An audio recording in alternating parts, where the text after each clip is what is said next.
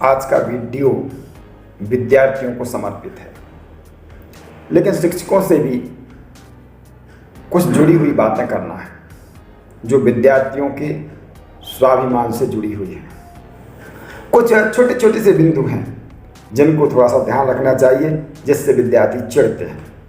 पहली चीज़ है, पढ़ाई के मामले में रेस। कई बार क्या होता है कि हम विद्यार्थियों की तुलना करते हैं, बहुत गति से काम करवाना चाहते हैं और उस गति के कारण कई बार विद्यार्थी कुछ पीछे रह जाते हैं, उतने जल्दी नहीं कर पाते हैं और उन्हें हीनता का बोध होता है। कई बार आप कुछ विद्यार्थियों की कापियों को लेकर के जांचते हैं, उनको अंक देते हैं, और कुछ विद्यार्थियों की कापियों को छोड़ देते हैं, नहीं जांचते हैं। तो जिनकी कापी नहीं जची उनमें आपके प्रति अच्छा भाव और अच्छा विचार नहीं आता है। अतः पढ़ाई को रेस मत बनाइए, दौड़ मत बनाइए, उसे उसके अंदर समाने दीजिए, शिक्षा को आत्मसात करने दीजिए।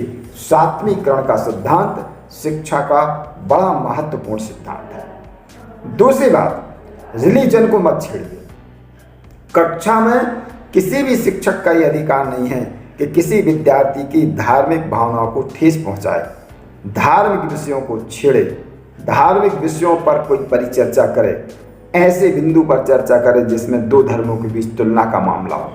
क्योंकि विद्यालय में विभिन्न धर्मावलंबी विद्यार्थी पढ़ते हैं, इसलिए पढ़ाई को रेस मत बनाइए।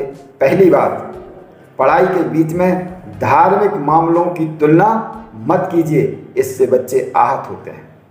कई बार आपने सुना होगा, विद्यार्थी को तिलक लगाने से रोक दिया गया, तहलका मच गया। हाथ में कलावा बांधने से रोक दिया, समस्या खड़ी हो गई। गले में ओम पहने हुए हैं या क्रूस पहने हुए हैं, विद्यार्थी को आपने उसको उतरवा दिया तो विद्यार्थी को बहुत ज़्यादा ठेस लगा, उसे बुरा लगा। यहाँ तक कि विद्यार्थी के अभिभावक भी कुछ समूहों के सहयोग से आकर के अपना विरोध जताते हैं और अपना विरोध प्रकट करते हैं। इसलिए धार्मिक मामलों में भी छेड़छाड़ शिक्षक को नहीं करनी चाहिए। तीसरी बात, फैमिली। किसी के भी पारिवारिक मामलों को लेकर के कोई टीका टिप्पणी नहीं करना चाहिए। परिचय लेना है, ठीक है, परिचय लीजिए, लेकिन परिचय के बाद कोई अच्छा है, बुरा है, कोई कम पढ़ा लिखा है, ज़्यादा पढ़ा लिखा है, कोई स्लम एरिया में रहता है, मतलब गंदी बस्ती जिसे कहते हैं, सेवा बस्ती कहते हैं, वहाँ रहता है, और कोई बड़ी बड़ी बिल्डिंग और कॉलोनी में रहता है। किसी के आवास को लेकर के, किसी के परिवार के सदस्यों की शिक्षा और दीक्षा को लेकर के आप कोई टिप्पणी मत कीजिए, इससे बुरा लग सकता है विद्यार्थी को। अगली बात है फ्रेंड्स, मित्रों की निंदा मत कीजिए।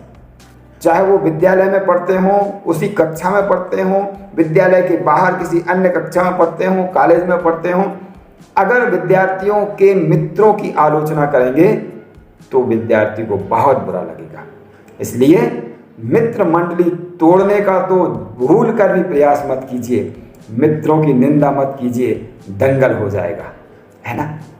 और एक बात और, जेंडर आधारित कभी तुलना मत कीजिए। वो लड़का है, वो लड़की है, तो लड़के को बड़ा दिखा देना, लड़की को थोड़ा सा कमजोर साई दिखा देना, संकोची दिखा देना, यह तुलना नहीं करना चाहिए। जेंडर आधारित तुलना नहीं करना चाहिए, लिंग आधारित तुलना नहीं करना चाहिए, कोई छोटा है कोई बड़ा है। ये तुलना भी घातक हो सकती है, शिक्षक के सम्मान को ठेस पहुंचा सकती है, विद्यार्थी की दृष्टि में शिक्षक का महत्व कम कर सकती है। और एक और बात है, नेशनलिटी, राष्ट्रीयता पर कभी कोई प्रश्न चिन्ह नहीं लगाना चाहिए। अब कोई हिंदू का बच्चा है तो भारतीय है, भारत का रहने वाला है, और क्रिश्चियन का बच्चा है तो अमेरिका में रहने जाएगा क्या? मुस्लिम का बच्चा है तो पाकिस्तान में रहने जाएगा क्या? भारत में रहने वाला, भारत में जन्म लेने वाला प्रत्येक नागरिक समान रूप से भारत के विद्यालयों में शिक्षा प्राप्त करने का अधिकारी है। अतः उसकी राष्ट्रीयता पर प्रश्न चिन्ह मत लगाइए, क्योंकि वह अराष्ट्रीय नहीं है, कोई दूसरे राष्ट्र से, दूसरे ग्रह से, किसी दूसरे गोले से आया हुआ नहीं है। दूसरे गोले से आए हुए लोगों की प्रचार करने वालों को तो अब किसी दूसरे गोले में बंद कर दिया गया है ना, तो उसकी चर्चा ना करें। एक और बात है, कपड़ों की चर्चा ना करें। कई बार क्या रहता है, तुम्हारी शर्ट बहुत अच्छी है, तुम्हारी शर्ट बहुत कम ठीक नहीं है, तुम्हारे जूते बहुत अच्छे हैं। ठीक है, ड्रेस एक जैसी होना चाहिए, साफ होना चाहिए, स्वच्छ होना चाहिए, लेकिन कपड़ों की, पहनावा की, उनके गरीबी अमीरी से जुड़ा हुआ वो विषय होता है, स्वाभिमान से जुड़ा हुआ विषय होता है। इसलिए विद्यार्थी के कपड़ों को लेकर भी कोई बहुत ज़्यादा तुलना नहीं करनी चाहिए। और एक बात, नेबरहुड पर, पड़ोसियों पर तुलना नहीं करनी चाहिए। कई बार हम कहते हैं आप कहाँ रहते हैं, विद्यार्थी ने कहा हम फलानी जगह रहते हैं। अच्छा, आपके पड़ोस में कौन रहते हैं? अच्छा, वो रहते हैं। अच्छा, वो तो बहुत ऐसे ही हैं, उनकी तो स्थिति ऐसी है। बाय द वे, आप उसी शहर में रहते हैं और उसी शहर में रहने के कारण आप एक एक घर, एक एक मोहल्ले के एक एक सदस्य की अच्छाइयाँ और बुराइयाँ जानते हैं। उसके बावजूद भी आप किसी के पड़ोसी की निंदा मत कीजिए, नहीं तो अगर उसने पड़ोसी से जाके कह दिया तो समस्या खड़ी हो जाएगी। तो शिक्षक को विद्यार्थी की दृष्टि में आलोचना का शिकार अगर नहीं होना है, सबका सम्माननीय बने रहना है, तो सारी बातों के साथ साथ इसको भी ध्यान रखना, विद्यार्थियों के पड़ोसियों के संबंध में कोई भी आलोचनात्मक टिप्पणी नहीं करना। एक बात और, बच्चों की बॉडी साइज की बात नहीं करना। कई बार होता ना, अरे यार तू तो मोटा है, कद्दू जैसा हो गया है, पतला हो गया है, गिलकी जैसा, बिल्कुल दुबला पतला है। कोई गोरा है, कोई काला है, कोई छोटा है, कोई लंबा है। अलग अलग प्रकार के दिव्यांग बच्चे भी होते हैं हमारे बीच में, तो उनके शारीरिक सौष्ठव को लेकर के, उनके रंग रूप को लेकर के, उनके छोटे बड़े होने को लेकर के, ये उनके जीन्स पर निर्भर करता है। इस पर आपको कोई टिप्पणी नहीं करना चाहिए। शिक्षक हैं, आप बोल सकते हैं, लेकिन विद्यार्थी के मन पे क्या गुजरती है ये तो वही जानता है। इसलिए कभी भी विद्यार्थी के रंग रूप पर आधारित टिप्पणी नहीं करनी चाहिए। इसी प्रकार आयु को लेकर के बहुत ज़्यादा टिप्पणी नहीं करनी चाहिए। कई बार बुरा लग जाता है, खासतौर पर लड़कियों को बुरा लग सकता है, लड़कों को भी बुरा लग सकता है, ये बड़ा है, ये छोटा है, अरे तुम्हारी उम्र तो ऐसी हो गई है, कॉलेज में पढ़ना चाहिए, तुम तो अभी इसी क्लास में पढ़े हुए हो। कई बार ऐसी बातें आती हैं, कोई जल्दी लंबा हो जाता है, कोई छोटा जाता है। इसलिए उम्र को लेकर के भी बहुत अधिक टिप्पणी नहीं करना चाहिए।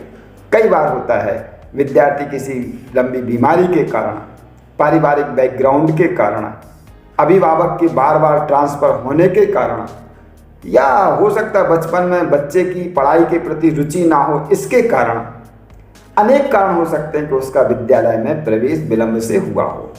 इसलिए अधिक उम्र का विद्यार्थी भी छोटी कक्षा में पढ़ सकता है, लेकिन इसका अर्थ ये नहीं कि बार बार वह अपनी आयु को लेकर अपमानित होता रहे।